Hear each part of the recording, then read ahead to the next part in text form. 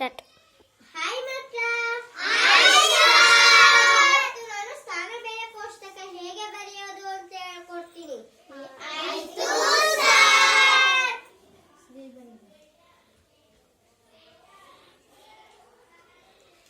ಏನು ಮಕ್ಕಳ ಇದು? ಈಗ ಬಿಡಿ ಸ್ಥಾನದಲ್ಲಿ ಯಾವ್ದಿದೆ? ಹತ್ತು ಸ್ಥಾನದಲ್ಲಿ ಯಾವ್ದಿದೆ? ಮೂರರ ಸ್ಥಾನದಲ್ಲಿ ಯಾವ್ದಿದೆ?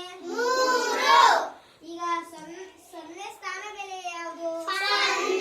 ನಾಲ್ಕರ ಸ್ಥಾನ ಬೆಲೆ ಯಾವುದು? ಮೂರರ ಸ್ಥಾನ ಬೆಲೆ ಯಾವುದು?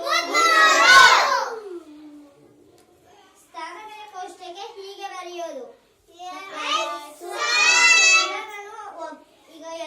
ಈಗ ಒಬ್ರೊಬ್ರು ಕರಿತೀನಿ, ಎಲ್ಲ ಬರೀತೀರಾ?